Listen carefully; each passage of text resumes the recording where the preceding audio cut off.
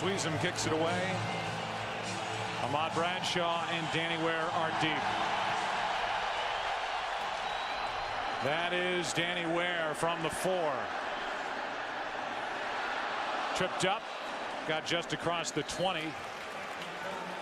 A return of 16 yards, and that's where the Giants will set up shop, and that means that Eli Manning will start his day as they place the ball up at the 22. Player is down. You look at the offensive line now, and first of all we'll check and see who got injured on that kick return. But Troy, this is an offensive line that's been healthy. Same group that's played together. They've answered the bell 2 straight regular seasons, haven't missed a start. Might be Danny Ware. It is Danny Ware who returned the kickoff. They marked him down at the 22 and he can't get up.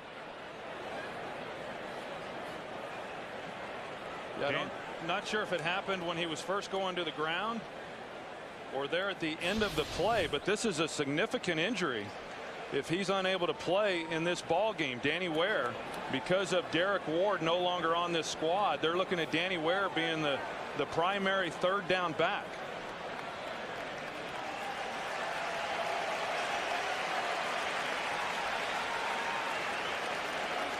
So Ware banged up and holding his wrist or hand, so it's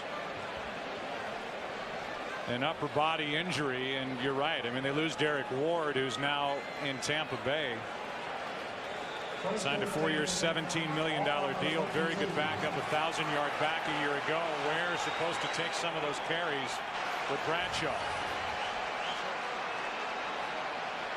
Career year in many respects statistically last season for Eli Manning. Play action to start his day. Underneath, Manningham makes the play. The catch out of bounds at the 25. A gain of 3. And now the defense, 4th overall, Troy, last year in 2008 for the group led by coordinator Greg Blasch. But they were last in the NFC in sacks and takeaways, looking for more dynamic plays out of that defense. Well, and they should be able to get it. I mean, they paid $100 million for defensive tackle Albert Haynesworth, and he's going to garner a lot of the attention in the middle, but it should open things up from some of these outside pass rushers. Manning lost the football. Football actually traveled forward on 2nd down, and it's recovered by the Giants. It's a gain of 3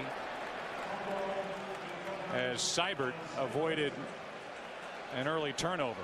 I'm not even sure how Seibert even knew where the ball was. Eli Manning came up empty-handed. He was looking around for it, trying to fall on it, and it was down the field, as you said, and Rich Seibert alertly falls on it. So now 3rd and 4.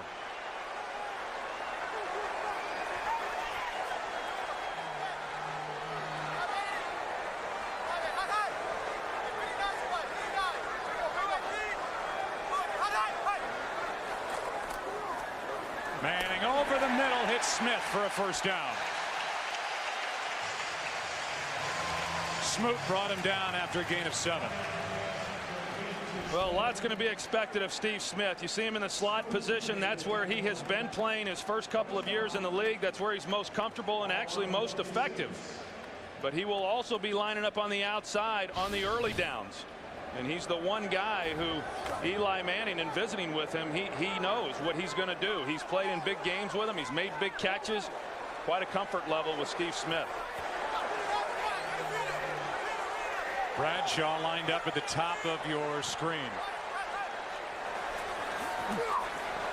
Good pocket for Manning. This one's batted into the air and it drops incomplete as Horton almost came away with a pick. Carlos Rogers got his hand in there and knocked it away.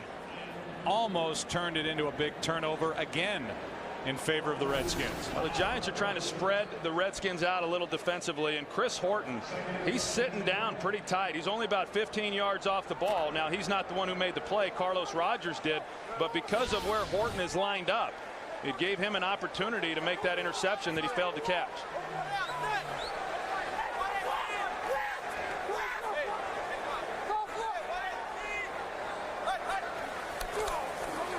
Here's Brandon Jacobs. Jacobs picks up 2, career high 1,089 yards in 13 games played last season, 15 rushing touchdowns, and part of a ground game for the Giants that led the league with an average of 157.4 rush yards a game. A real physical presence in the style of play that he has when he's running the football. He has missed time each of the last 2 years, and that's why, whether it's Ahmad Bradshaw or ultimately Danny Ware, whoever that backup is going to have to emerge. It's 3rd down and 8. Manning with time hits Manningham. Mario Manningham down inside the 40 to the 36. If you're just joining us, a 3rd down completion to Mario Manningham from Eli Manning sets up 1st down inside the 40. And you saw Fred Smoot, the corner on the outside, because there was someone coming to the flat. He could not carry Manningham up the field, and that's what created the hole in front of LaRon Landry, the safety. Manningham, one of those young receivers. Last year, a 3rd round pick. Very little impact for the Giants in 08. Jacobs down to the 31. LaRon Landry on the stop, a gain of 4.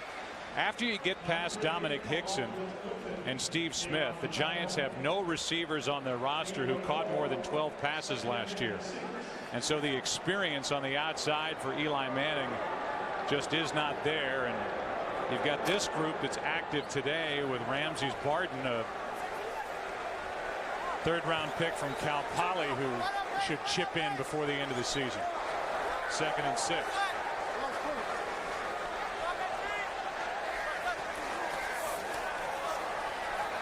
Good pocket again over the middle. That's Boss with a diving catch. And Manning has looked crisp here in the opening possession. And I like what Kevin Gilbride, the offensive coordinator, is doing with the play calling. They're spreading them out. They're coming back with the running game, and they're mixing it up pretty good. A nice catch there by Kevin Boss. And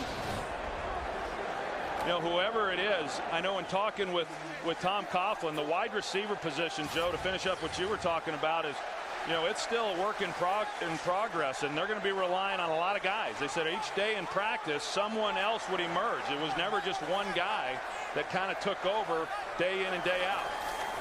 On 1st down, out of the shotgun, it's Jacobs. Wow, what a hit. Picked up 8. And Brandon Jacobs, who wants to be more involved in the passing game, got his wish and then got smacked by London Fletcher. And I think this is going to have to be an element of Brandon Jacobs' game that we've not seen. Last year, only 6 receptions. You know, Derek Ward, as we talked about, no longer here. He had 41 receptions, and that's a big part of production that they lose. And they're going to be depending on Brandon Jacobs as a receiver as much as he is a runner.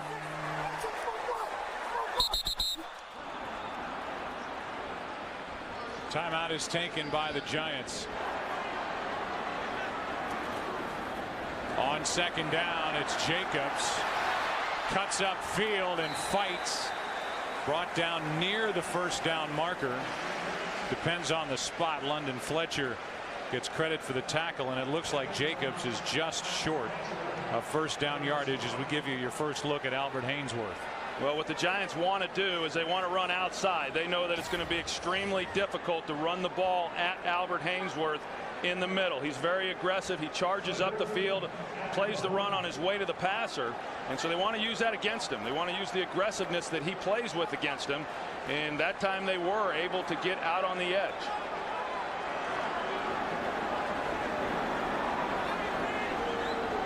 Third down and inches.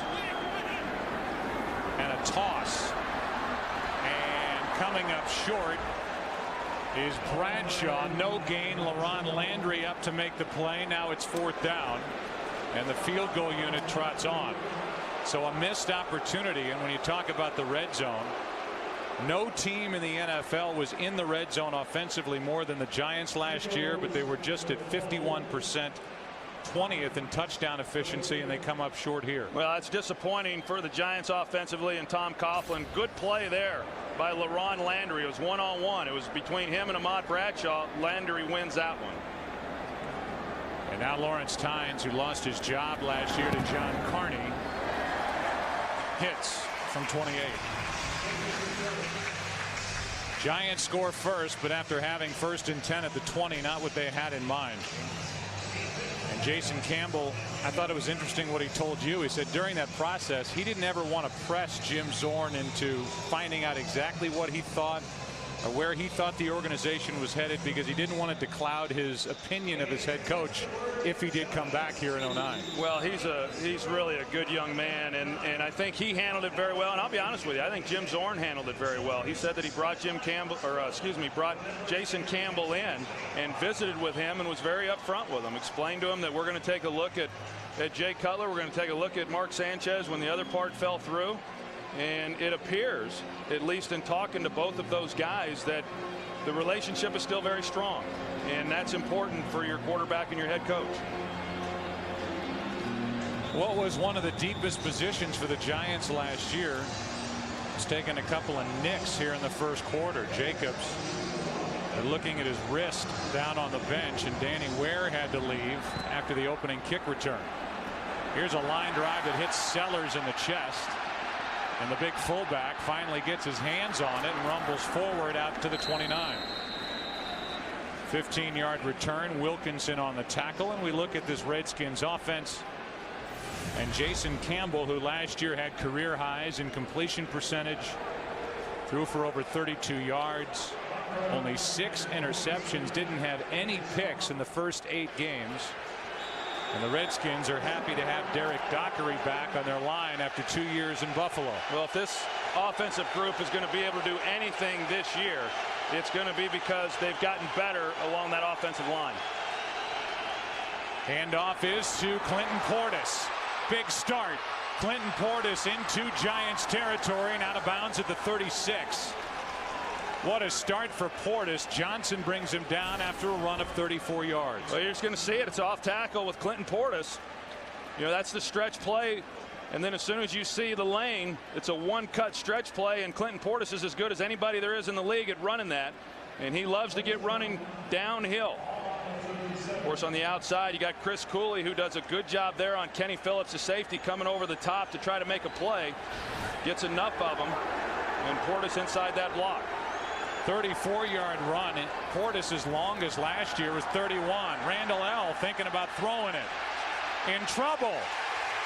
And down he goes back near midfield. They'll mark him at the 48. Blackburn was there, and he had friends with him.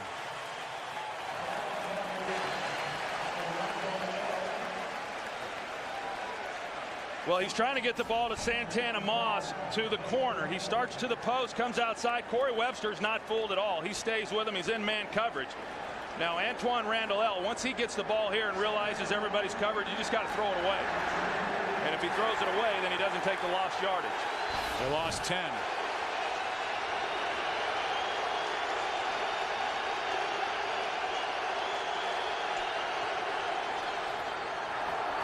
Handoff is to Clinton Portis to the 45, and a 3rd and long coming up, a gain of only 3. Giants defense, if there's one area that jumps out at you, it's the depth on their defensive line after they added Rocky Bernard and Chris Canty. And then, of course, they get O.C. Umanura back from his knee injury a year ago.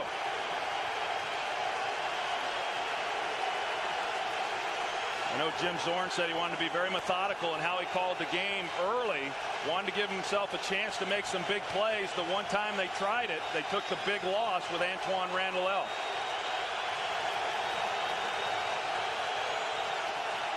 Third down and 18 underneath. It's a screen for Cooley. Got a long way to go. Lost the football. It's recovered out of bounds. The hit made by Bruce Johnson, a rookie, a gain of 7, and it's 4th down. But the Antoine Randall L. play took the Redskins right to the very edge of field goal range, and after thinking about it for a moment, punt team is on the field. Yeah, started out with a nice run with Clinton Portis, and really a mistake by Randall L., a veteran player that quite frankly he just shouldn't have made. So the Redskins pass on what would be a 56-yard field goal try. And the punt checks up for a moment and then goes into the end zone. Byron Westbrook had a shot at it but whiffed. Let's go down to the field for a health update with Pam Oliver. Yeah, Joe, Troy mentioned this could be trouble. The Giants got some bad news on Danny Ware. He has a dislocated elbow and will not return. So there goes some of that depth. Well, and the thought is that he was going to be the third down back, as I was talking about. Brandon Jacobs can play that role. They don't want Ahmad Bradshaw in that role primarily because of the blocking that's required. Brandon Jacobs can handle the blocking, but then he's not quite the receiving threat that they had when they had Danny Ware.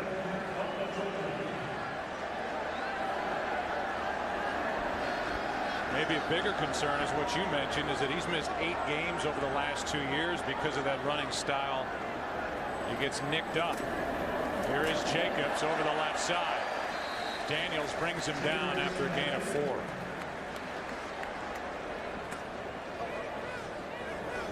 So second down and 6, under 5 to play in the opening quarter here at Giant Stadium.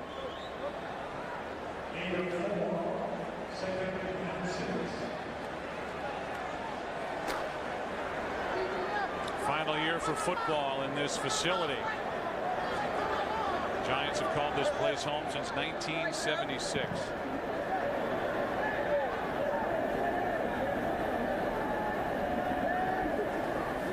Second down and 6. Waiting for something to develop, and the pass incomplete for Jacobs, who had London Fletcher draped all over him. And here's the move that Albert Hainsworth likes the most, the bull rush. You're going to see him 92, and Rich Seibert, the left guard for New York, does about as good a job as you can do. Now they get a little help there with David Deal.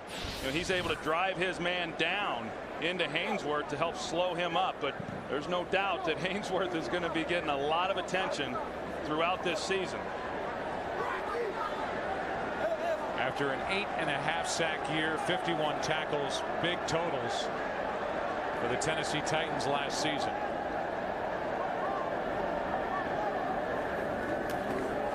On third down, Manning buying some time, throws and hits Steve Smith. 17 yards for a Giants first down.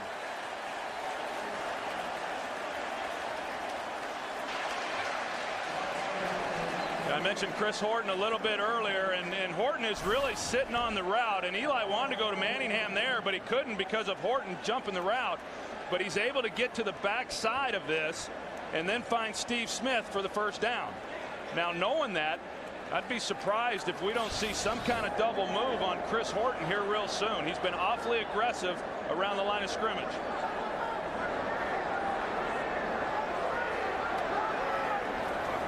First down, that's Bradshaw, and that's McIntosh.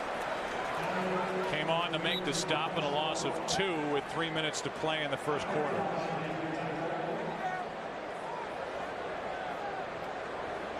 So second down and 12.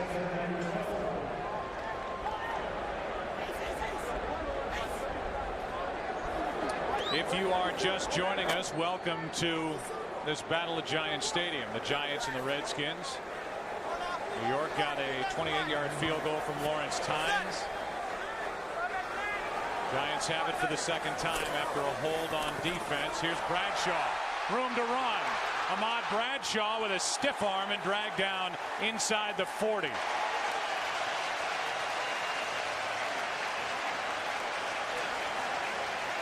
John O'Hara, who made his first Pro Bowl trip last year, the center. You can see him pull out. Does a good job. Chris Horton right there knocks him out, and that's what springs Ahmad Bradshaw inside. Good block on the outside by Dominic Hickson as well on D'Angelo Hall. I tell you, they were stacking the line pretty good, and I think that's the great thing. You always find out about a team as to how well they run the ball when people are expecting them to run the ball. That time the Redskins loaded up the box, and the Giants still get a good run out of it.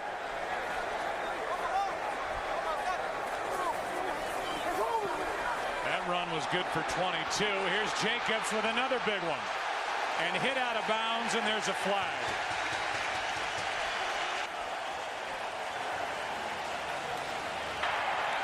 After the play, personal foul, unnecessary roughness, late hit out of bounds.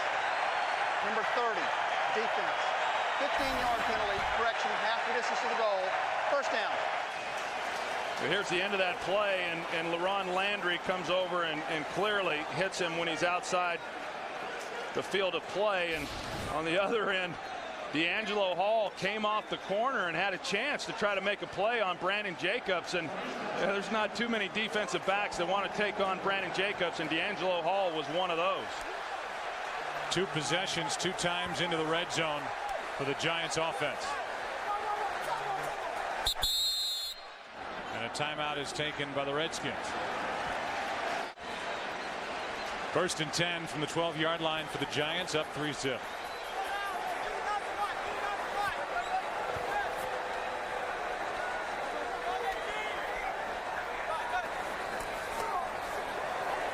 Over the middle again, it's Smith.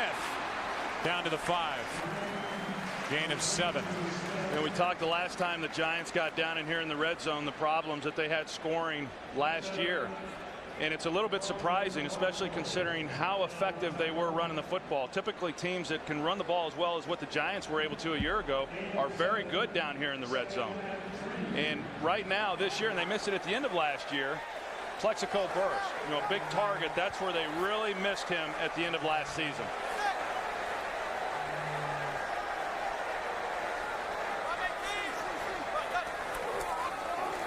Jacobs brought down just shy of first down yardage, a gain of 2. 3rd down and very short coming up. And even if they weren't throwing to Plexico Burress, just the threat and his reputation in the league and the attention that he drew obviously opened up things for other receivers, whether it was Hickson or in the running game or even their tight end Kevin Boss, who led the team with 6 touchdown catches in 08. It's 3rd and 1.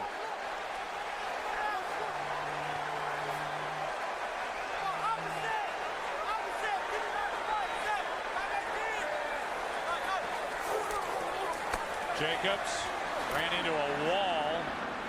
Didn't look like he got it. That's the end of the first quarter. Eli Manning back on the field. The Giants fear as if they're going to go for it on 4th down and 1. Dominated the first quarter of play. The Redskins had only 4 offensive plays, yet it's just 3-0.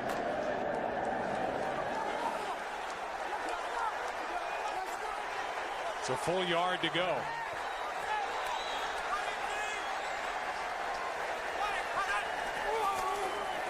It's Jacobs right into the middle of that defense, and it depends on the spot. That's why the Redskins paid all that money to Albert Hainsworth to plug up the middle. From where that official ran in, it looked like they're going to mark Jacobs shy of first down yardage. Well, I mean, you look at the Giants, clearly they're going to use their strength and they're going to come right at him. And you see Albert Hainsworth, who was right in the middle of that. Hainsworth appears to be okay. The bigger piece of news is that they measured while we were in a commercial break, and Jacobs was about 5 or 6 inches short of first down yardage.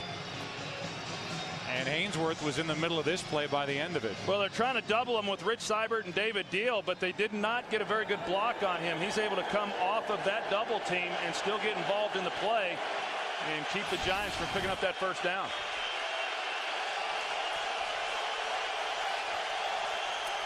It's Portis over the left side, nowhere to go. Danny Clark made the play. So Hainsworth got up and walked off the field. He was fine after laying there on the ground initially. They might be giving owner Daniel Snyder smelling salts to make sure he's okay after seeing his big investment laying there at the end of the first quarter in the opening game. Well, I know a couple offensive linemen over there on the Giants bench that might be cheering if he's not able to come back. Looks fine at 2nd and 10. Portis back to the line of scrimmage. That's it. Well, they're going to stack the line of fight. That's Moss and Webster.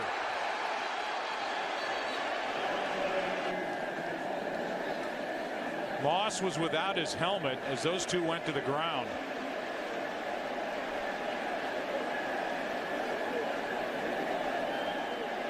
And now Chris Samuel's in there. Well, the fact that a helmet came off by Santana Moss, I mean, there was obviously some grabbing or some punching that took place. Here's Corey Webster, and Santana Moss really just trying to block, and it looked like Corey Webster was just doing his job. And now Corey Webster is shadowing Santana Moss the entire game, and you never know how that's going to play out when the referee finally sees the altercation. But from what I can tell, that was all Santana Moss. Personal foul, unnecessary roughness, offense number 89. Personal foul, unnecessary roughness, defense number 23. The foul's offset. The down counts. Third down. So in the end, nothing really comes of it. You have offsetting fouls that happened after the play. The down counts. So it's 3rd and 10. Well, and as I said, Corey Webster will be shadowing Santana Moss throughout this game. Now, here's where you get a chance to find out the kind of confidence Jim Zorn has in a quarterback on whether he's willing to throw the football backed up in his own end zone. Not much is the answer as Portis takes it inches outside the 5, a gain of 3, and that drive went nowhere as the Giants defense stood up. Well, if you're Washington and you're in that situation backed up, the first thing you want to do, and the only thing that's on your mind, is trying to give your punter some room. So try to pick up a first down. Now, a heck of a job there by the defense of New York. They don't make on 4th down. They back the team up, and then they hold them without a first down. Hunter Smith hits it. Dominic Hickson with a fair catch. In that huddle for the first time for the Giants is their first-round pick, Hakeem Nicks, number 88. Last year in North Carolina had 12 touchdowns and 13 games played, and there's certainly a lot of attention on Hakeem Nicks. 29th overall selection by the Giants. As New York tries to fill that gap left by the departure of Burris. Ahmad Bradshaw. Little stutter step in the backfield, and he picks up 2. Back to that little fight that broke out between Santana Moss and Corey Webster. Yeah, you can see Santana Moss initially, knowing it was man coverage, was just going to try to run Webster off, and then that's when the tempers flared. And I felt that it was all on Santana Moss as far as what initiated that, but that's not going to keep Tom Coughlin from having a conversation with Corey Webster. And it's obvious that Santana Moss is a little bit frustrated. They haven't done much here in the early going offensively, and he has yet to catch a ball.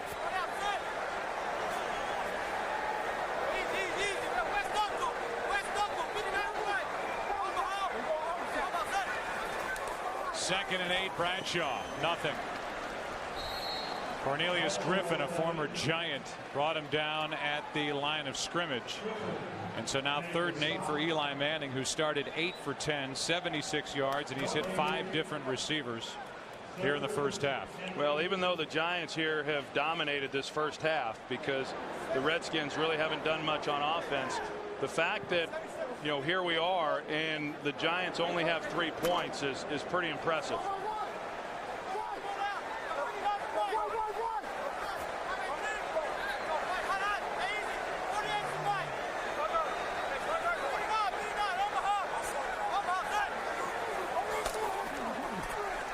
Steps up, throws, and hits. That's Hickson, and that's a Giants first down. Now 4 of 6 on 3rd down of the New York Giants. Talked about the Giants first-round pick.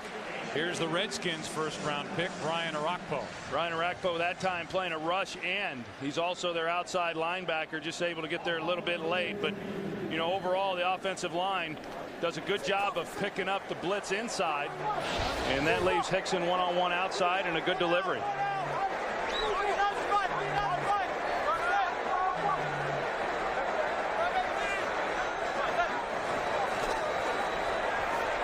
Manning with a good pocket over the middle, and there's the first drop by Hicks. Hakeem Nicks dropped it. Hakeem Nicks dropped that throw that fluttered to him from Manning on first down. We welcome you back. It's 2nd down and 10 for New York. The ball is just inside the Washington 33. Giants have had no problems moving the football until they get into the red zone, and then they've hit a wall. Here's Jacobs bouncing it outside, and a good play by London Fletcher. It's time people around the league, if they don't already, realize just how good he is. He's never missed a start since coming from John Carroll. Played for the Rams, won a Super Bowl there. He's never been to the Pro Bowl. He's led the Redskins in tackles the last 2 years. Not a big guy, certainly not in the category of an oversized middle linebacker. He just is all over the field. Yeah, he's just solid, you know, week in and week out. And I know that, you know, he feels that he's not appreciated around the league, but he has really played well for really all the teams he's been a part of. 3rd down and 7. That's Manningham on the outside, makes a move down the sideline, still going with blockers for the touchdown.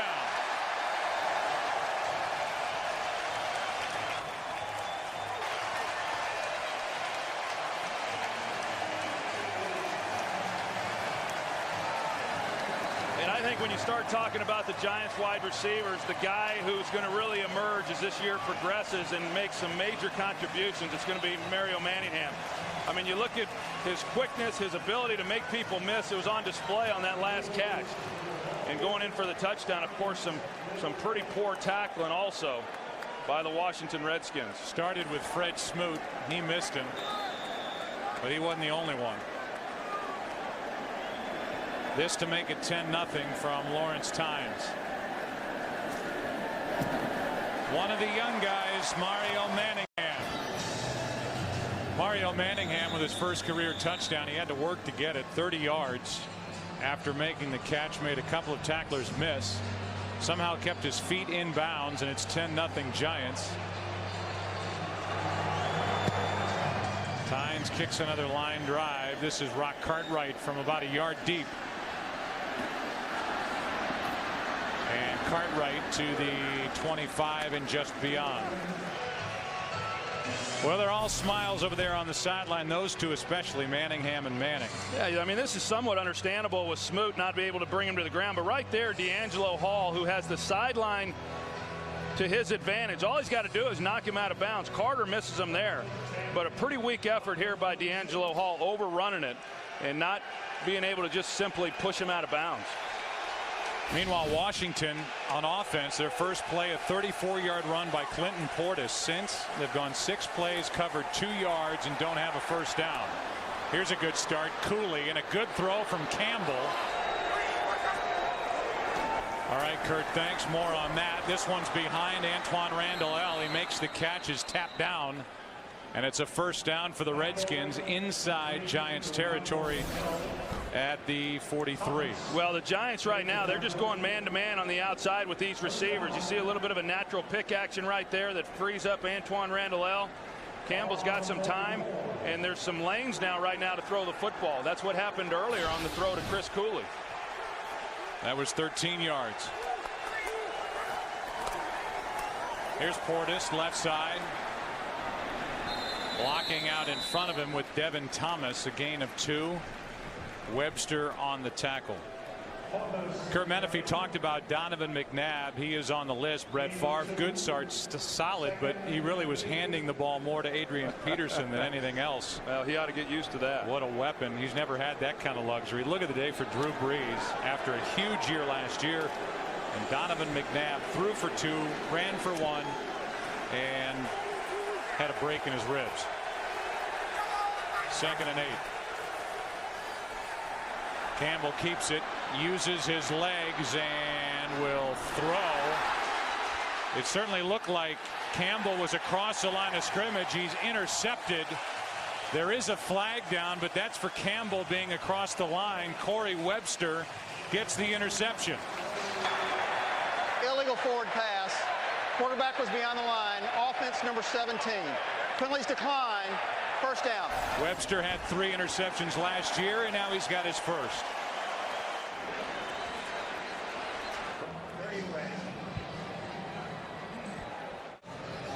If there was any question as to whether Corey Webster got both feet tapped down in bounds, we've looked at it during the break, and you'll see that his right foot is clearly down, and then right there a little tap with the toes on the left foot before his arm hits out of bounds. Just a real athletic play, and the second big play of this first half by the Giants. 30-yard touchdown to Manningham, and now with the Redskins moving the ball, Webster puts a stop to that. Back to the air goes Manning, throws a flutter ball but caught by Smith. 14-yard completion for a first down. You go back and look at this route by Santana Moss, and he's in a pretty good position to make this play if he comes back down the line, back down the sideline here. And he does not do that. Corey Webster does, and just simply beats him to the ball. Does a great job of keeping his feet in bounds. Now, it wouldn't have mattered anyway. I mean, Jason Campbell's got to know where he is on the field as well. No excuse for running across the line of scrimmage and throwing the football.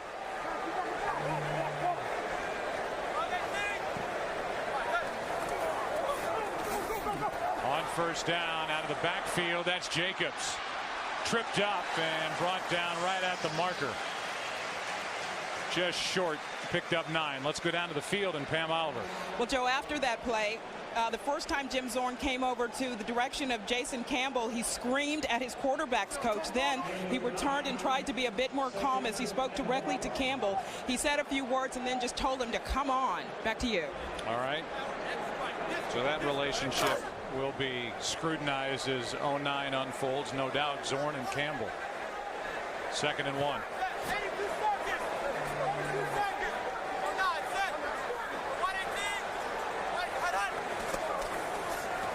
Bradshaw, first down, lowers his shoulder, down inside the 45 to the 44, got 9. You see Albert Hainsworth, this is the this man's an absolute load. I mean, you're going to see what he does here to Rich Seibert, the guard. Actually, Deal coming down, he blows that up. But what the Giants have done a good job of here in this first half is running away from him.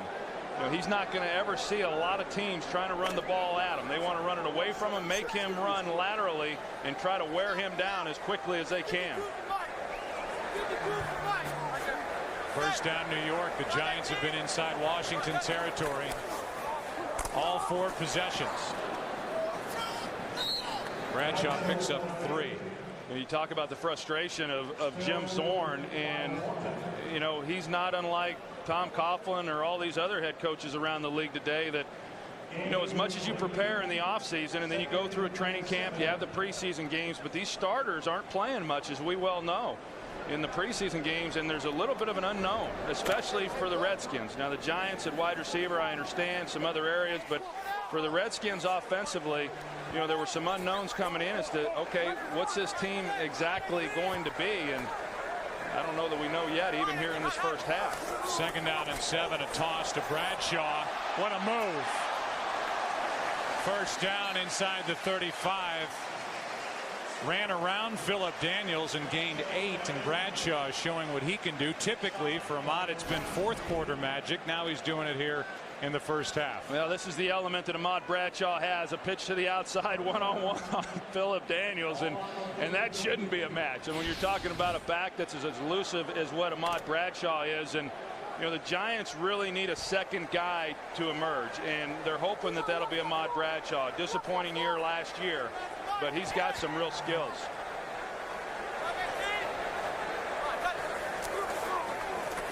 Little misdirection, a handoff to Brandon Jacobs down inside the 30. Picked up 4. And I think anybody who thinks about the Giants last year, Troy, thinks, well, they run the ball a lot. They chew up the clock. They're not a high-scoring team. This was a team that averaged 26.7 points per game. They did light up the scoreboard, and it looks like the offense is really clicking here in the early going of game 1 in 09. And they scored because they got big plays. They didn't get big plays in the passing game. Their big plays came from running the football, and they have run the ball, you know, better in this first half than I was anticipating based on the Redskins wanting to overload the box. This one's tipped and behind Steve Smith. And At the end of the play, Brandon Jacobs takes a shot, but no flag. LaRon Landry hit him. And Jacobs is saying, where's the flag? And it's third down. Yeah, I would be asking the same question.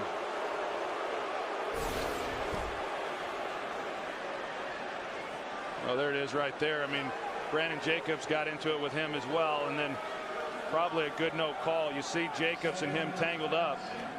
It was just that LaRon Landry was the last guy to make the shove. So 3rd and 6.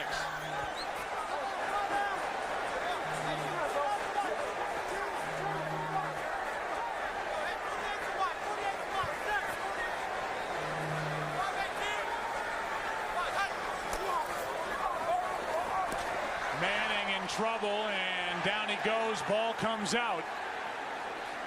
And it's recovered by the Redskins. Washington's defense makes a play.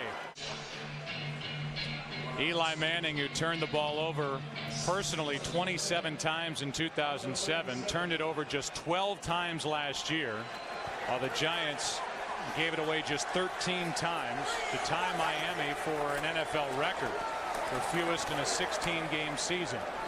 Handoff is to Portis. Here is the Giants' first turnover as it left the hand of Eli Manning. And we think, looking at it on the replay, Troy, and you saw it first, that Andre Carter had a finger around the face mask of Eli Manning. It looked like he might have had his index finger for a brief moment there around the bottom of the face mask, and I think that's what Tom Coughlin was arguing about, you know, with the referees. And you know, you look at what they did defensively there, Washington. That was one of the few times we've seen an all-out blitz, and they were able to get home. 2nd and 7. Clark coming on the outside. Campbell airs it out, and the closest to it is Corey Webster. Santana Moss, the intended receiver. It's 3rd down. Well, just they're a little out of sync right now. Santana Moss, you're going to see when he gets to the top of the route, he's going to the post, and that's where he's going to expect the ball to be thrown. But Jason Campbell thought that he was going to continue to run on the fly route. You see Santana Moss continues to be frustrated, and Corey Webster was almost able to flag that one down for an interception. First time Campbell's thrown to Santana Moss. 3rd and 7.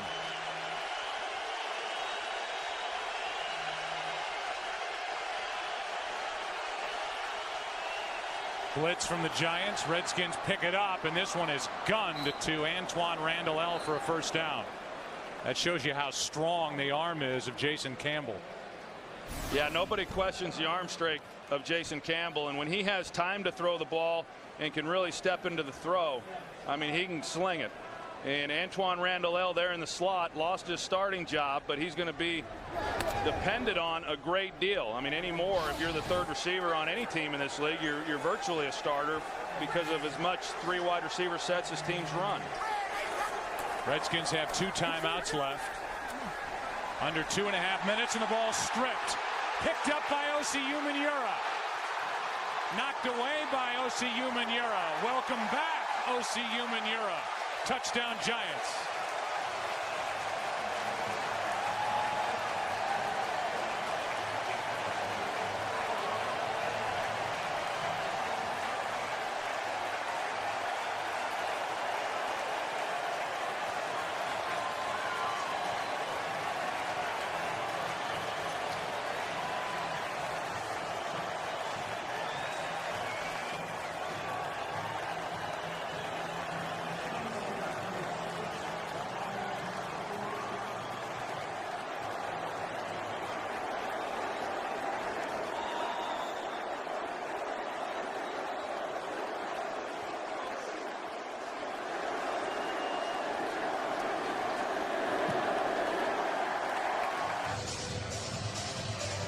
Saw Osi Umenyiora fall to the ground. I'm sure it was a bit emotional for a guy who had to work his way back. Had a left knee injury, torn ligaments, worked his way back, and now, as Justin Tuck says, we have our leader back, and that leader just made a big play. Yeah, unassisted. Did it all himself. But you're going to see that on that last play, the Redskins were trying to take another shot down the field. And they hadn't been able to do that last year because they weren't getting good protection. They had great protection on that last play, and we'll see it after this kick. But the interior guys did a great job. Jason Campbell just failed to step up in the pocket. Rock Cartwright will take it out of the end zone. Looking for a little daylight. Gets out to the 23. That's it. Tollefson on the stop. Go back and take a look. Look at the middle here and how much protection Jason Campbell has. I mean, that's about as good protection as you're ever going to get. And when you're playing guys that are coming off the edge like the Giants have, you've got to know that, and you can't sit back in the pocket. You've got to be able to step up. OCU Manura comes off the edge. Samuels actually does a pretty good job trying to run him by him.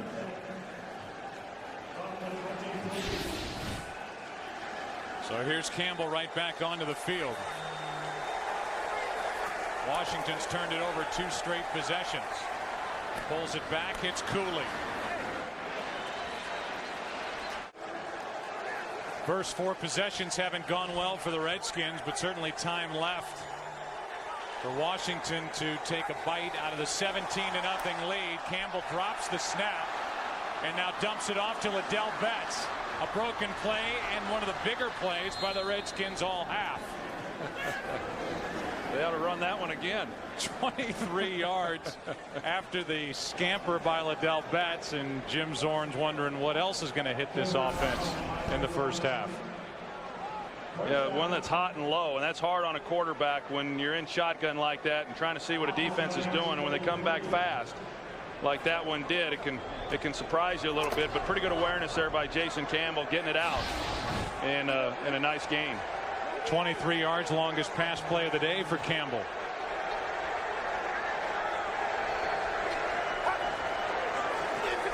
Extra men on the rush. Campbell throws and gets it to Antoine Randall.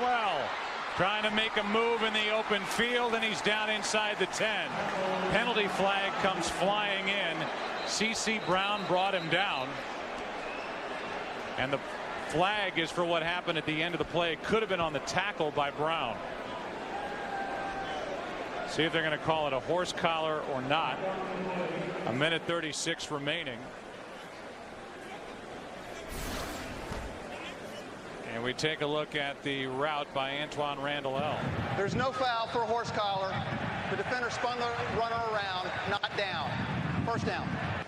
And a good no call as they pick up the flag. 36 yards on the heels of the 23-yarder to Liddell Betts. And this is nice for the Redskins to see. Jason Campbell, broken play or not, take the team down and get him in a spot to score. Well, the only real plays that we've seen Washington make in the passing game has been when the Giants have locked up in man coverage.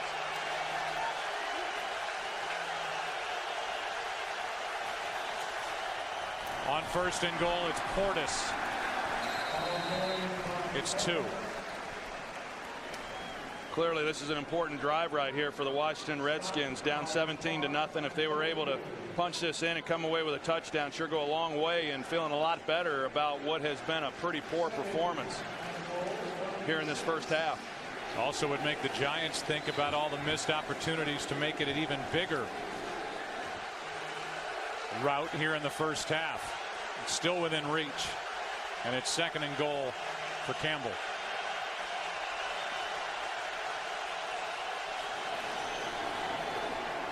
That's Moss, and that's well covered defensively.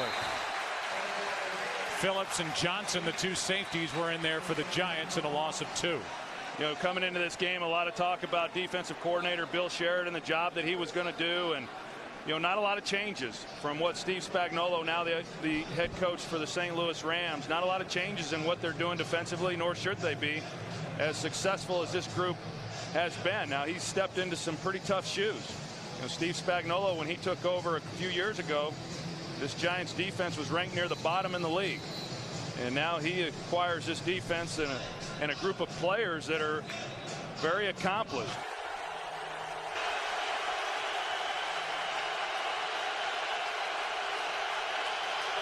That's Malcolm Kelly, a blitz. Campbell in trouble, up for grabs and incomplete.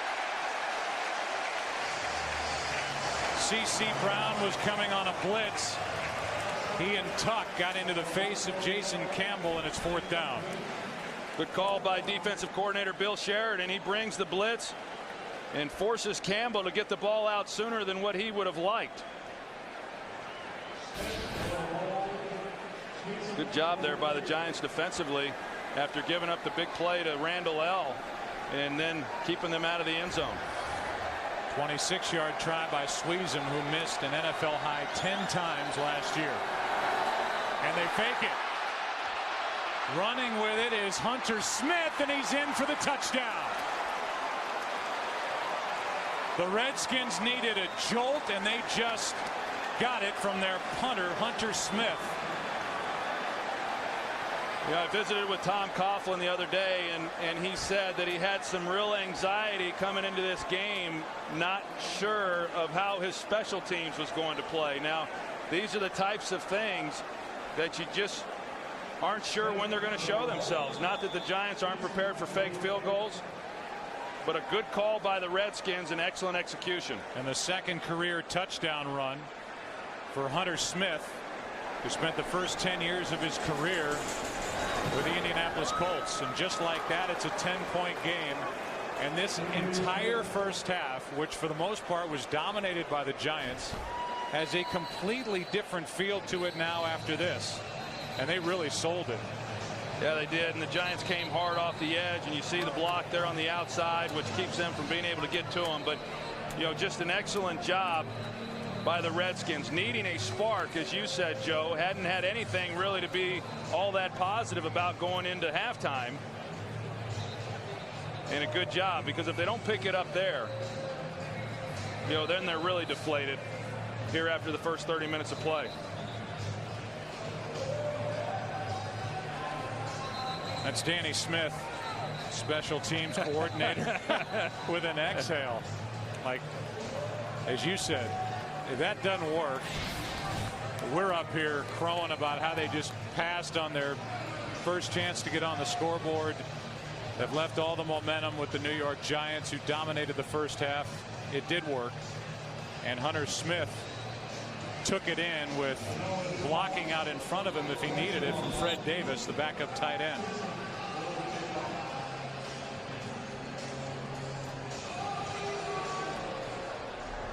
.21 seconds left in this first half. And on the return, that's Hedgecock, the fullback.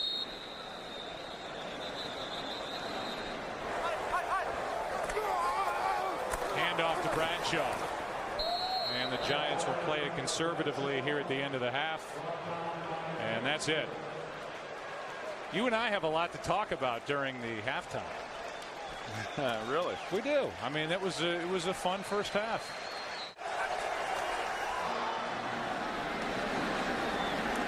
Brock Cartwright will take a knee.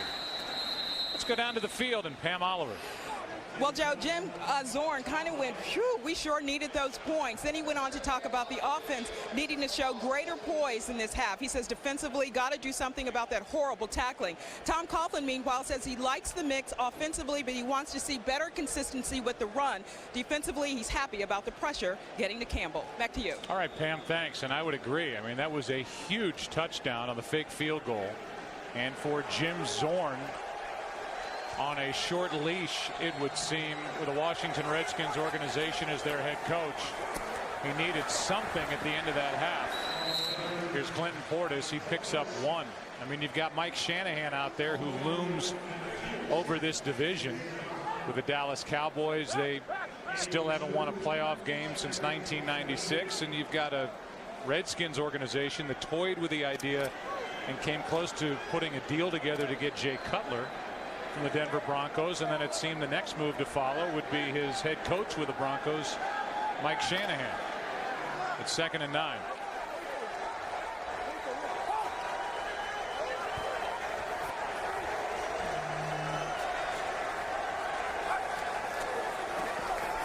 Four-man rush, Cooley over the middle as Campbell fitted in there, good for 7. Well, if you look at Washington there in that first half, they actually did a pretty good job throwing the football for the most part, and did a pretty good job running the ball. Where they had problems is they didn't protect the football, and then they failed to convert on third downs. And this is a very manageable third down here. And if they're going to be able to give their defense a chance to get some rest and climb back into this ball game, they're going to have to start converting some of these. 1 for 4 in the first half. On third down.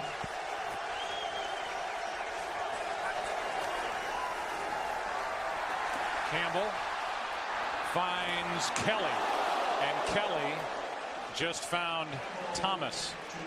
Terrell Thomas drilled him, but a completion of 5 yards for a first down. Yeah, and this time Jason Campbell does a good job of moving up in the pocket, almost a little too late. He sits back there, and that's what's difficult. When you know the launch point for a quarterback is going to be at about 8 yards, those defensive ends then can scream off the corner and get a pretty good run at him. But Campbell steps up, finds Malcolm Kelly, and a big conversion.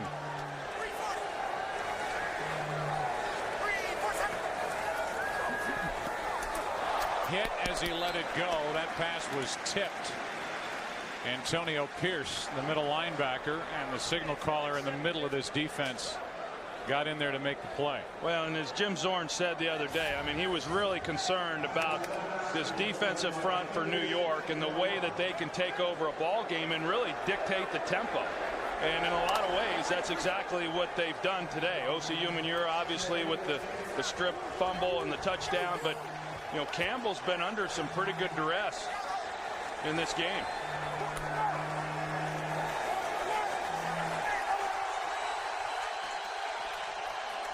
Hand off to Portis. Kiwanuka couldn't get to him, and Clinton Portis takes it to the 40, good for 6. No, Clinton Portis last year, another 1,000-yard season. He's been very productive since he came over from the Denver Broncos. And you know, but at the end of the season, he started to wear down because they really want him on the field as much as possible. And, you know, was nicked up, wasn't able to practice as much as what they would like for him to. And they're going to have to manage that a little bit better this year. 3rd and 4.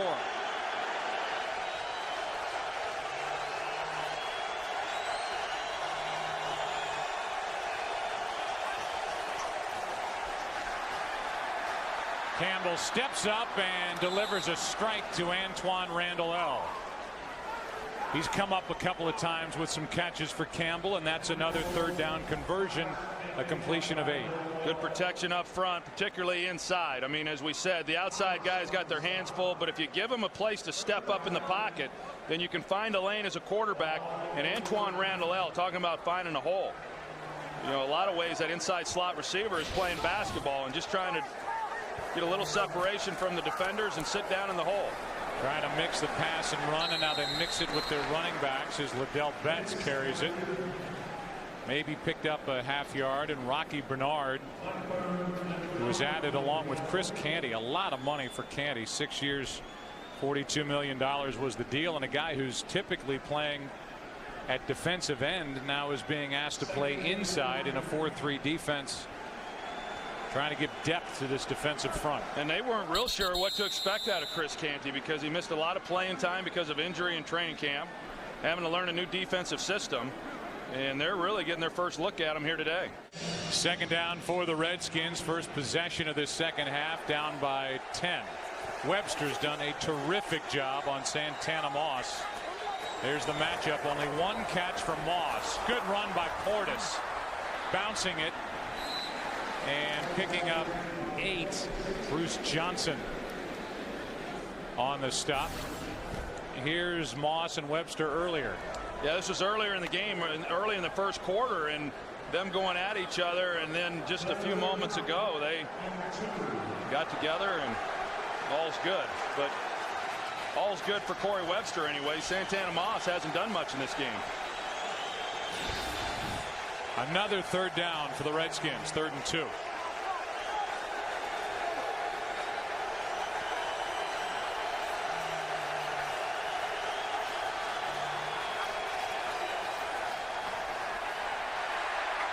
That pass was hit as it left the hand of Campbell, and it's 4th down. Matthias Kiwanuka with pressure got his hands up and forced the incompletion. And Matthias Kiwanuka is the, I don't want to say the odd man out, but he's the guy who's not the starter, and yet he's handled that role very, very well. And as we know, on third downs, he's going to get his chance to play. But a guy who had to go back and play linebacker, and he's been a real team player since he got here to New York. Fair catch by Hickson. What a day here at Giant Stadium weather-wise, and a good game. 10-point lead for the Giants, who start with it at their own 8. Pass is complete. That's Hakeem Nicks making a move, and Nicks has enough for a first down. And so Hakeem Nicks gets into the mix, and we welcome you back inside our booth. And you know, that cast of characters has changed on the outside for Eli Manning, but all in all, they look like the same type of attack they had in a good year last season. I think you've got to be pretty pleased with what you've seen of the New York Giants if you're Tom Coughlin, and you know, and how they've been able to be balanced, running the football. You know, nothing real spectacular, but they're getting some plays on the outside. You know, you're talking about Hakeem Nicks coming in, he's getting into the fold. I think they've done a good job here of being very efficient here offensively. They have stalled inside the red zone as Brandon Jacobs takes it to the edge and picks up 9. And Hakeem Nicks out on the outside, just talking about him and the job that he did there in run blocking. You know, a lot of guys in college, they're not used to having to do this, some of the dirty work, but in the pros, if you're going to run the football as effectively as what the Giants have and expect to this year, then you've got to get out there on the edge and block those corners.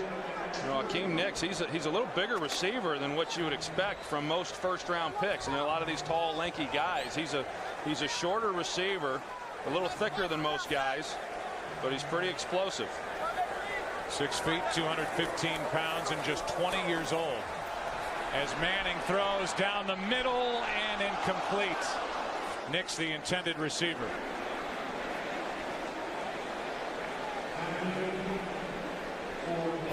You see Eli picking himself up off the ground. Andre Carter put the spin move there on Dave Deal, and once that happens, then he's able to come in, and he got sandwiched between the two. And if you're able to get this ball anywhere in the vicinity of Hakeem Nicks, he's more than likely going to come down to. That's one of his real strengths, is his ability to go get the football and make the tough catch. Pretty clean so far, but a big hit between Alexander and Carter. It's 3rd and 1. Handoff is to Jacobs, and he goes backward. Making the play was Chris Horton, so the Giants, Troy, took a shot on 2nd and 1, figuring they'd have enough on 3rd and 1 to get the first down, and they don't. A loss of 5. Yeah, and I like the play call, and I like what Kevin Gilbride did there, taking the shot on 2nd down. 3rd down, you're thinking that you can pick it up, but the Redskins and Greg Blosch just did a nice job. They got Chris Horton up off on the line of scrimmage. He came off the edge and was able to make the tackle before they were able to pick up the first down. 43-year-old Jeff Fiegels, his first punt of the day. Had a Pro Bowl year last season. On the return, it's Moss. He's trying to get his hands on the football, and a penalty flag comes in. You know, if you're midway through the 3rd quarter and your punter's punting for the first time, that's usually a pretty good offensive day. And yet you're only up by 10, as they've not been able to pound it in. During the return, illegal block in the back. Receiving team number 23. 10-yard penalty. First down, timeout. Well, there's the day so far for Santana Moss. How have the Giants been able to shut him down? Well, what they've done is they put Corey Webster on him one-on-one and have given him no help, or they've put Terrell Thomas on him, and then they've given him safety help over the top. So he's either getting doubled or he's getting singled by Corey Webster. Redskins spread out their offensive formation and hand it to Clinton Portis. And we look at early game headliners. Tony Romo had a big day, and Adrian Peterson 180 yards and 3 touchdowns. You know, you mentioned earlier who had Hunter Smith in their fantasy league. All those Drew Brees owners, they made out pretty good today. So Shockey had 2 touchdowns. He didn't have any last year. in his first year in New Orleans. To the 25 when Clinton Portis, and somebody's hurt for the Giants. Might be Tuck. 2 players are down. Tuck is on all fours. Tuck appears okay, and Michael Johnson was the other player. He got the worst of what we'll show you here in a moment. They check on him, and this secondary for the Giants is getting thinner as we go. 3rd and 5.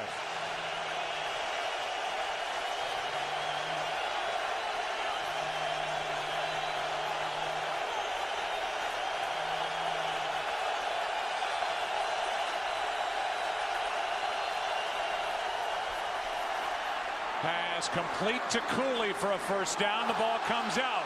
Live football. C.C. Brown picks it up. And they mark him out inside the 1. Blackburn knocked it out. And for right now, they're calling this another Washington Redskins turnover. Well, they have enough right there for the first down. See if his knee was down prior to the ball coming out. So that is challenged. Jim Zorn just threw the red flag out onto the field, and that'll be Redskins ball and first down. Yeah, I would think it would be reversed, and if it is, as you said, it was a 6-yard completion on 3rd and 5 and would be enough for a first down for the Redskins. Looked like the left knee got down. Washington is challenged as the runner's knee was down prior to losing control of the football. Timeout.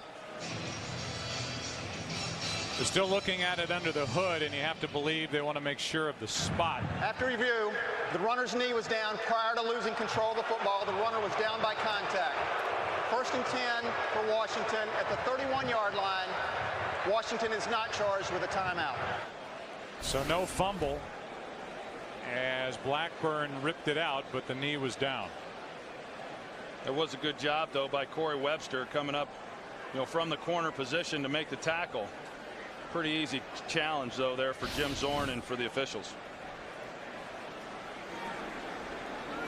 So a first down, a 3rd down conversion, and for Chris Cooley, his 5th catch, 47 yards. Redskins are still waiting to get some sort of production out of their high draft picks from a year ago. Devin Thomas, who had 15 catches last year, Malcolm Kelly, who had only 3, and Fred Davis, a 2nd rounder, a tight end from USC, he had only 3, and none of them with a receiving touchdown. So far today, just Malcolm Kelly has 1 catch. Otherwise, that group is unheard from to this point in the game with 5.5 left in the 3rd quarter.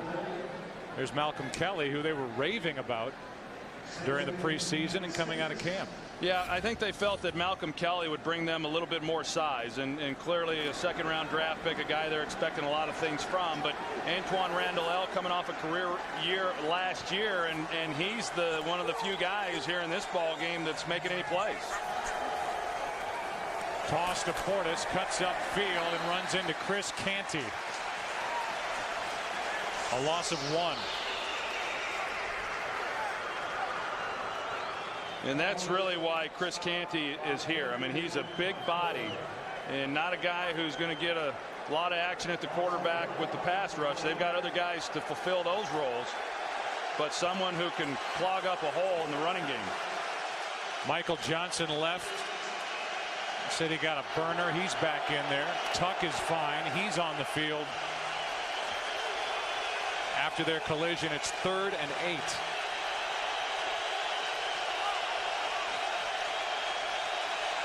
And a timeout taken by Campbell.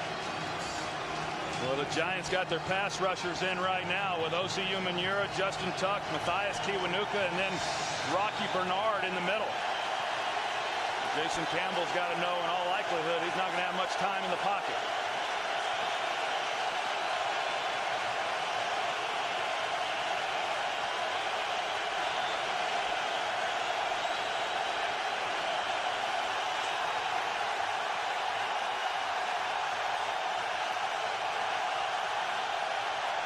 Handoff to Betts, and he lost a yard. Michael Johnson in there to make the play. He has a team-high 7 tackles in this game.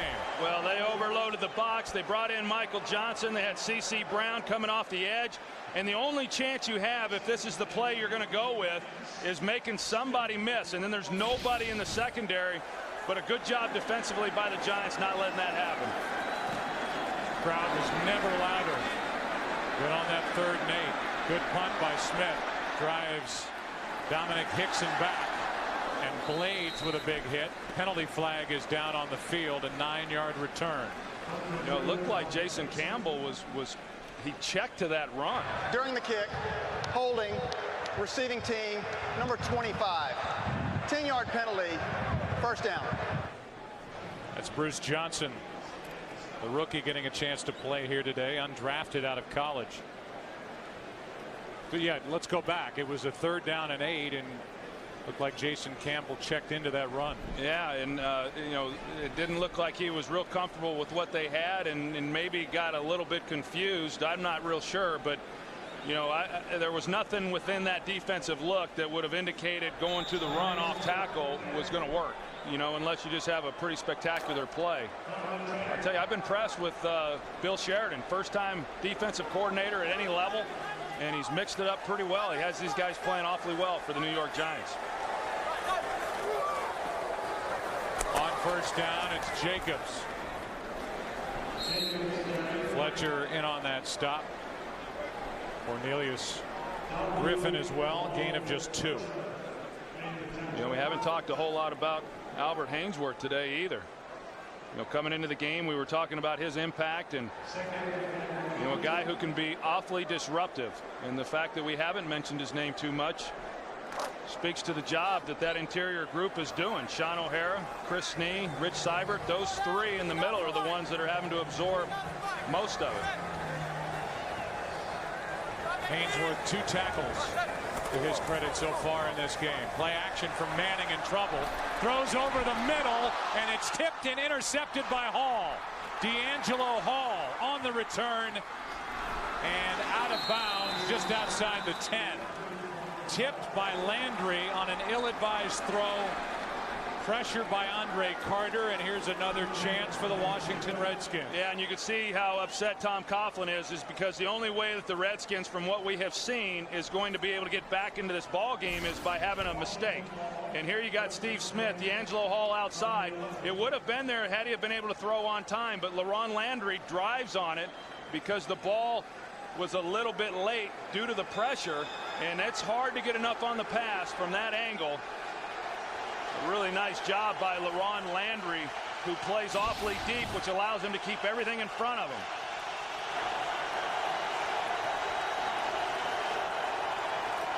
Handoff is to Portis, and what a play by Tuck.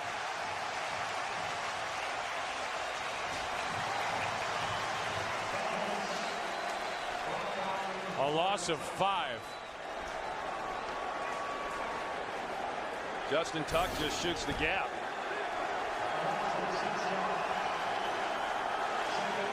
You see as it unfolds, he just shoots right through the middle there, unblocked, and gets to Portis before Portis even gets going.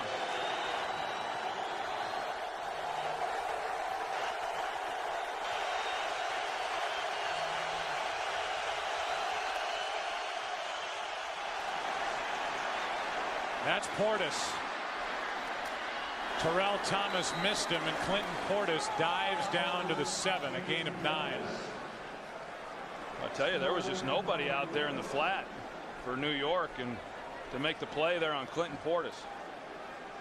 Good call. I mean, you're getting that much pressure, and these guys have got their ears pinned back. Good call by Jim Zorn, coming back with the screen and making this pretty manageable. 3rd and 6.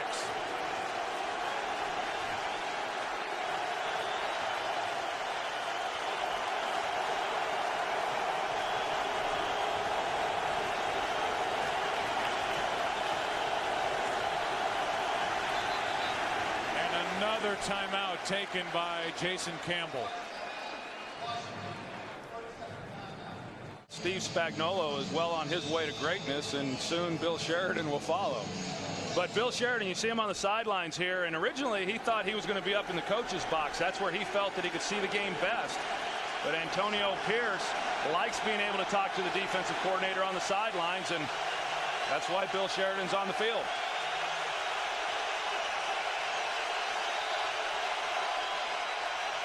Little pump fake, and down goes Campbell in the arms of Tuck.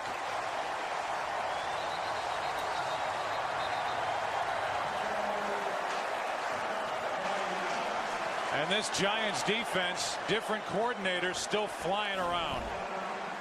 Well, it looked like he's trying to find Antoine Randall and then Cooley on the back of the end zone, and he just got pressure before he could come back. And here's Malcolm Kelly on the other side. Now, I don't fault Jason Campbell here. Third down, taking a sack doesn't take you out of field goal range. He's trying to hang in there as best he can to get the touchdown, and really no harm in that sack. And now Sweezum hits from 27.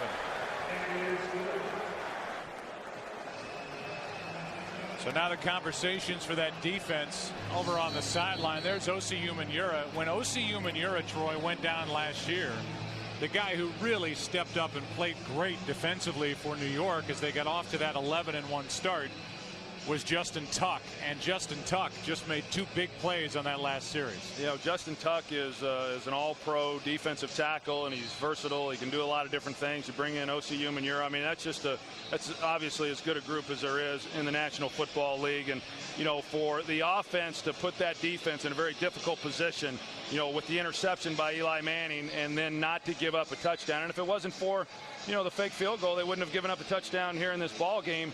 That speaks volumes for the job that this defense is doing. And yet here we are in a game that feels like it's been handled by the Giants, especially offensively, being able to move the ball. Washington can't move the ball consistently on offense. Now it's a 7-point game with 50 seconds left in the third quarter, and it's still very much within reach for Washington. Well, and what my experience tells me in the National Football League is, you know, this game has been dominated by New York for the most part, except for on the scoreboard. And if you allow a team to hang in there when they're not playing very well, they're going to make some plays. And Washington's going to make a play here at some point, like they did on the interception, and be right in it as they are. Here's Hakeem Nicks on the return, and he makes it out to the 30. 18-yard return. Jim Zorn has been upset down on that sideline, and he was yelling in the direction of Chris Cooley as he came off the field after that third down misfire. Yeah, I think he was hoping that maybe he might get a little bit of route, a little separation. It looked like Stephon Heyer might have been in the line of fire of that verbal jab as well from Jim Zorn. 43 seconds left in the quarter. First down, New York.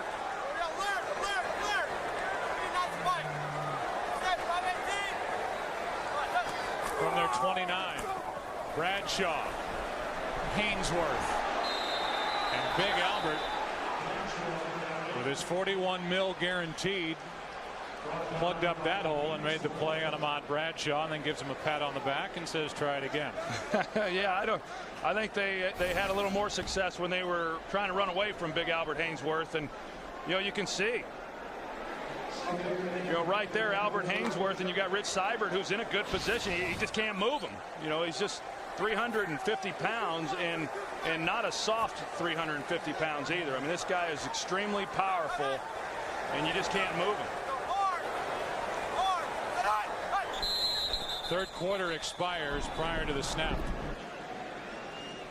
There's Greg Blasch, the defensive coordinator for the Washington Redskins, in charge last year when his defense was ranked 4th in the NFL at the end of the season. Now his guys are making some plays.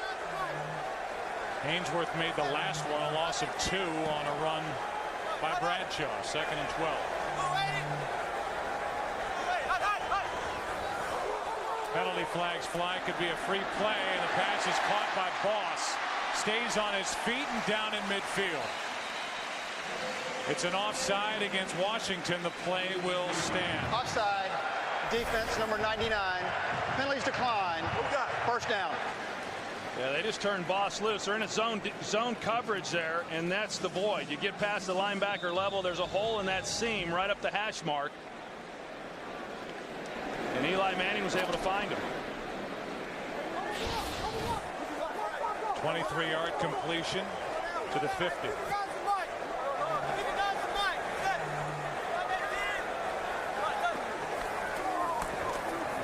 Bradshaw, what a run. Able to pick his way through the Redskin defense and pick up 9.5. Good job blocking up front. Chris Snee, the other one who was voted to the Pro Bowl last year. You're going to see him pull out and kick out. And then he's led by Madison Hedgecock as well. And those two guys get out in front, and some pretty nifty running there by Ahmad Bradshaw. Bradshaw has been Mr. Fourth Quarter in his 2 previous years for the Giants.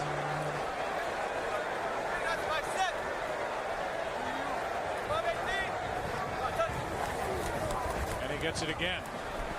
First down. Wrestled down inside the 35 by Hainsworth. You know, this offensive line for the last couple of years have really done a great job. Brandon Jacobs, the last 2 seasons, averaging 5 yards a carry.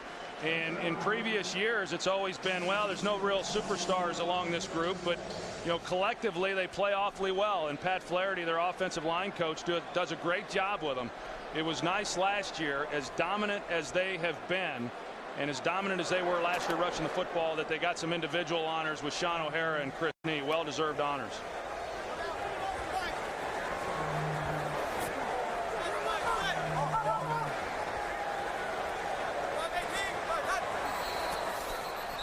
And that time Manning didn't get the play away. Blood game. Offense. 5-yard penalty. First down.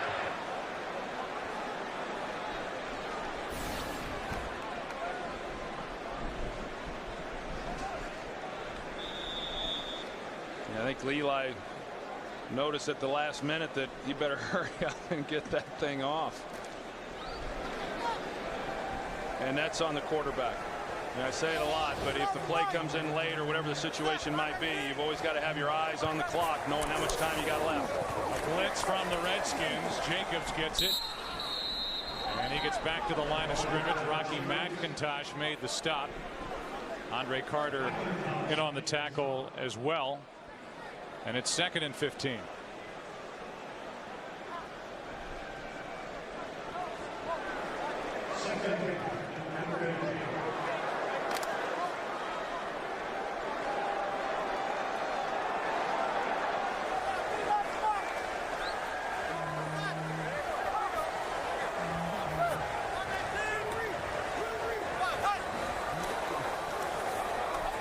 Pocket for Manning, throws, and that's Hakeem Nicks.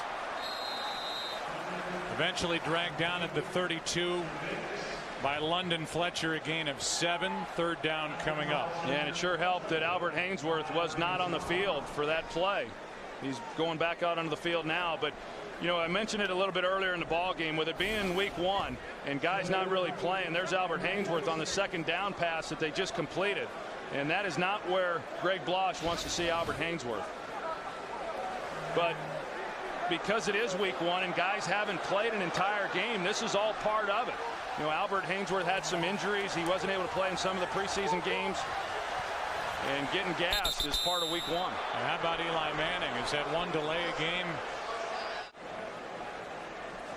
3rd down for the Giants.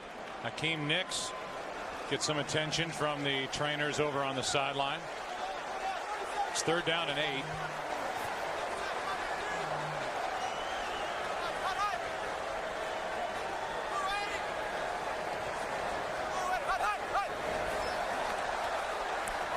Manning throws, penalty flags fly, and Manningham is ripped to the ground by Smoot, and it's an offside against Washington.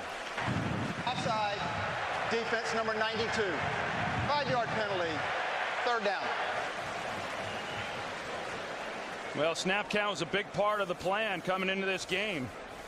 You know, you're in a 3rd down situation. It's a passing down. You know that the Redskins are going to have their ears pinned back and getting off the ball, especially Albert Hainsworth, and a great use of snap count there by Eli Manning.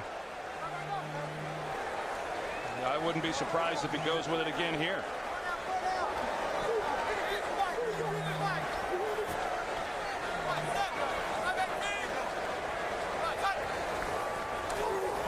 Third down and 3, and the pass out of the reach of Manningham with pressure. Reed Doughty was coming, and they have to cart Hakeem Nicks off the field. We'll show you what happened to him on the tackle by Fletcher. This does not look good here. You see the left ankle and rolled up. On that last third down, Brandon Jacobs, they came with the blitz. Brandon Jacobs missed it in protection, and that's Eli Manning thought he was going to have it blocked up and would have some time to find an open receiver, and just a breakdown. 45-yard try by Tynes to make it a 2-score game, and it draws right through. It's a 20-10 Giants lead. Lawrence Tynes good from 45. Kevin Boss, a 24-yard catch, helped move the Giants down the field and get into field goal range. And now Tynes, it's a low liner. Liddell Betts on the return for the Redskins. Good return and decent field position out to the 38. Back to work goes Jason Campbell, down by 10 with 10:56 left in the game. Handed off to Devin Thomas. Nowhere to run. Ran into Samuels and Sellers. No gain. Blackburn made the play defensively for New York, and Blackburn's getting the start at weak side linebacker instead of Keel and Wilkinson, while the Giants wait for the return of Michael Boley, who is serving his 1-game suspension, meanwhile rehabbing a hip injury. And Blackburn has played well. And you can never have enough of those types of players. You know, here you got Blackburn, who had been working as a backup at middle linebacker. He moves over to weak side, and just a versatile football player. Empty backfield. Campbell over the middle hits Antoine Randall L. And a lot of work for a 5-yard gain.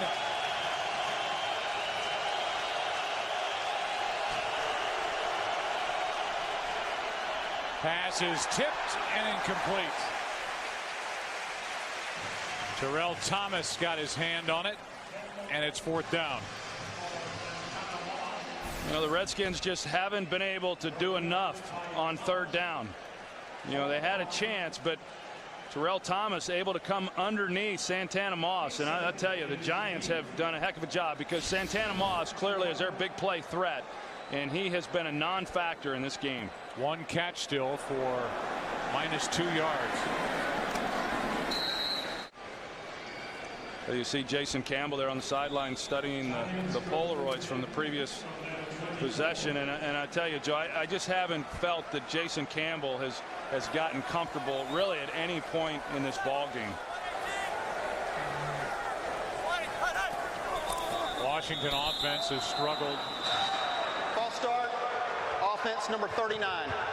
5-yard penalty. 1st down. Well, the Redskins, they have 200 yards of total offense. A couple of broken plays that did something for them. One was a trick play on the fake field goal.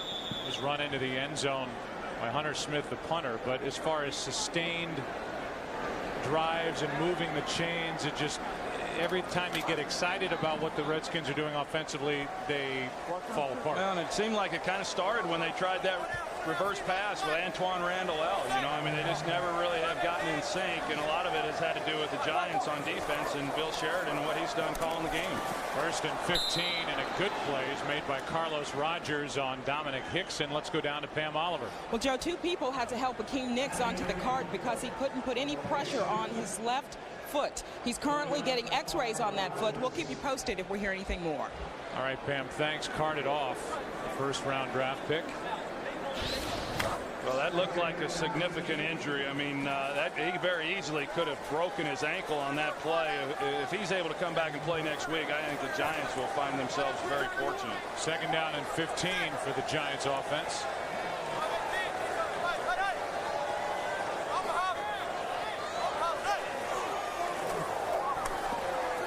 Time for Manning, hits Steve Smith. Smith out to the 29, a gain of 10. Rocky McIntosh made the tackle for the Redskins. Yeah, this is a big series for the Giants, and certainly a big series for this Redskins defense. The field goal was big because it made it a 2-possession game, and now what the Giants would like to do is you know, they'd love to be able to move down the field and come away with points, but if nothing else, just take as much time off this clock as they can and give it back to Washington with not much time, knowing that they've got to score twice.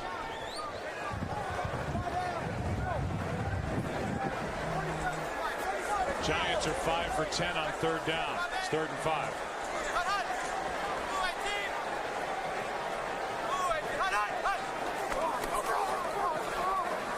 Manning down the middle for Smith. What a catch.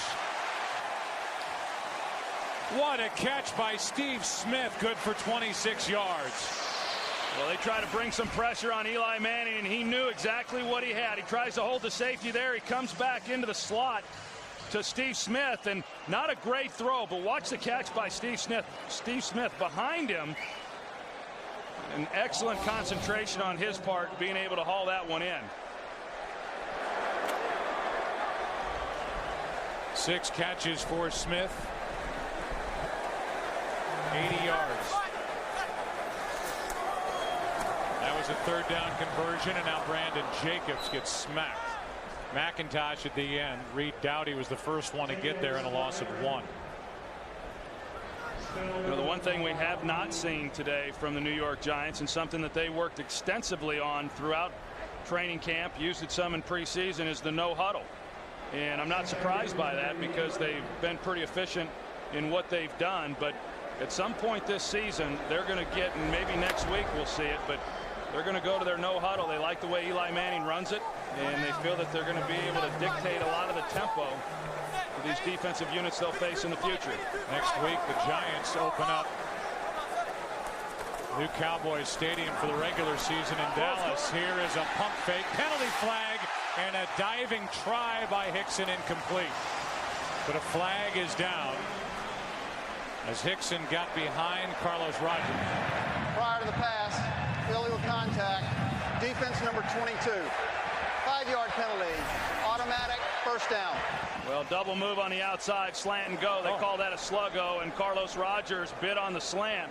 And if he hadn't have made the contact, that was a touchdown. It was a well-thrown ball by Eli Manning, and you can see just out in front of Hickson, and he still could have made the catch, a tough catch.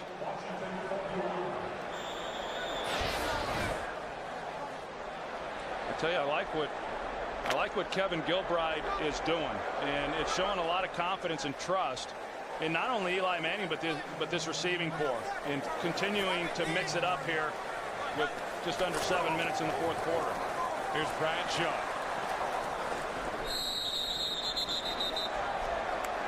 London Fletcher made the play. He's been busy. 15 tackles here week 1 for London Fletcher. That was a gain of 1 for Ahmad Bradshaw. You know, those big guys up front for Washington, Albert Haynesworth, Cornelius Griffin, you know, that's kind of what they do within the running game. They take on a lot of those blockers, and with London Fletcher in the middle, he plays deep, and it allows him to run sideline to sideline. You know, he's the guy who should be making most of the tackles. 2nd and 9.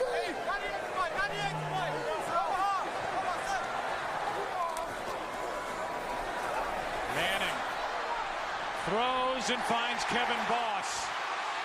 Tripped up and down inside the 15.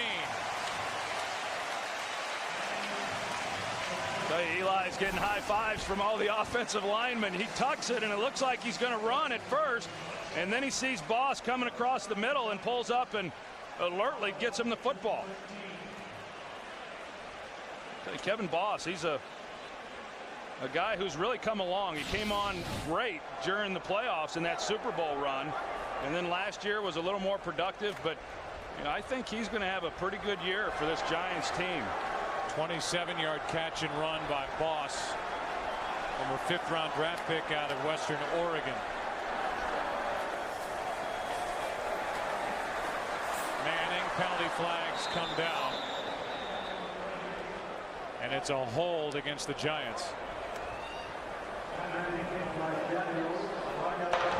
Holding, offense for 76. 10-yard penalty, first down. That's Chris Snee. Snee right there, 76, the right guard. And they got him. And I'll tell you, the Redskins, last year was last year. This is a new year, as we well know. The number 4 defense in the league last year. But I always think you determine good defensive teams based on how they play when they have to stop somebody. We see Hakeem Nicks coming back on crutches, but this has not been a good drive defensively for the Redskins. They've let the Giants just go right down the field. So 1st and 20. And Bradshaw underneath. Takes it just inside the 17. Hall on the tackle, a gain of 6. My first start was at New Orleans, and I didn't have any more fun than Matthew Stafford had today. 2nd down and 14. Bradshaw again started to run before he made the catch. 3rd down and 14. Manning underneath again to Ahmad Bradshaw, brought down from behind at the 10. Play was made by Arakpo, the rookie. Gain of 7. It's 4th down. And onto the field comes Lawrence Tynes. Well, and the Giants did what they hoped to do. I mean, they got the ball, they drove it down, they took 5 minutes off the clock, and now they're in a position to come away with 3 points. And time right now is the enemy for Washington, and a good job by the Giants, not very good there by Washington defensively. Because of poor clock management by Jason Campbell. Only 1 timeout remaining for the Washington Redskins. And Tynes draws another one through. The stats will tell you that the Giants have worn out the Redskins. They have 150 more yards of offense, 15 more plays, and 12 minutes more in time of possession. And then the most important stat, 13 points more on the scoreboard with 3:12 to play. Rock Cartwright from the 5. And Cartwright crosses the 25 out to the 28. Campbell scrambles and Betts drops it. How about an update on Hakeem Nicks back to the field and Pam Oliver? Yeah, Joe, just found out Hakeem Nicks that he has a sprained left foot. X-rays were negative, so that's good news for New York. So just a sprain, but who knows how long that'll keep him out. Yeah, and it'll be more sore tomorrow when he wakes up. See the Boston Red Sox trying to sweep a doubleheader from the Tampa Bay Rays. They're solidifying their spot on top in the wild card chase in the AL. There's Moss. Rather insignificant second catch. A gain of 8. I tell you, though, I think you've got to come away if you're Tom Coughlin and feel pretty good about your team, especially on the offensive side of the ball. And, Eli Manning spread the ball around and got it to a lot of different people today. Antoine Randall L. is tripped up after he gets a first down. For Washington, I mean, they'll go back and have to answer a lot of questions. The good news for them is they will go home to take on the St. Louis Rams and should be able to take care of them. But this was not a good showing offensively at all, at least in my opinion, here at Giant Stadium for Jason Campbell and company. Well, and it wasn't. And then you say, well, they got the Rams. The Rams beat them a year ago, and then they have Detroit and Tampa Bay. And there's some games they should be able to win. I think coming in, you would look at this game saying this would be a hard game for them. 2-minute warning coming up as Jason Campbell finally takes off, uses his legs. Seattle dismantling St. Louis. Not a good debut for Steve Spagnuolo. Campbell throws, hits Antoine Randall L., who gets dragged down with another Washington first down at the Giants 17. This is about as good as we've seen of Washington moving the football in the hurry up and making some plays, and if they can get a score here quickly. This one to the end zone, and they do. It's Cooley. And this one's not over yet. Chris Cooley is in for the touchdown, and now with an extra point, it's a 6-point game, and everything will hinge on an onside kick try. Well, Zorn may not have liked the route a little bit earlier, but he just comes off the ball. Then he has possession inside, and a pretty easy throw for Jason Campbell to get the touchdown. Good catch in traffic there. C.C. Brown in coverage. Cooley's led the Redskins in receptions the last 2 years, had 83 last season. Sweezum. And it's a 6-point game. Chris Cooley had 1 touchdown all of last season, and he matches that with a score here with 1.5 minutes remaining. It's a 6-point game, and during the last break, I was watching down on the sideline, and Sean Sweezum was down there practicing his onside kicks, and now that's what we're left with here before the end of this one. I mean, the Giants have done a good job the entire game. They get into no huddle and you change things up a little bit, and sometimes that's what you need to do as an offense to kind of get it going, and they go right down the field. And you're right. I mean, now it comes down to an onside kick, and you never know. I mean, later in the year, you've worked on it a ton. Right now, you're just kind of hoping that they execute it and make a play. Sweezum will try to obviously bounce it up into the air, and then the Redskins, and they're left with still 1 timeout, should have time to get it down the field and try and get it into the end zone. But first things first for Washington, it's up to Sweezum. If you're not aware of the rule change now, instead of overloading one side on the onside kick try, you have to have at least 4 players on each side of the kicker. So they've toyed with those rules, and the first time, the first try, if you don't get it, you don't get successive attempts. And that's the way it probably always should have been.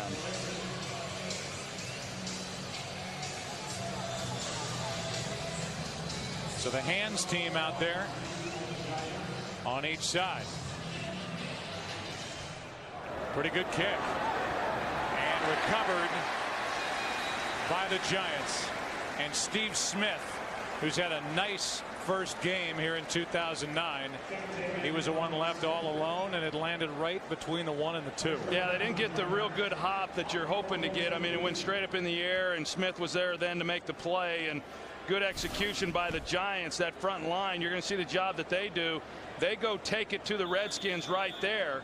That allows Steve Smith then the clean catch.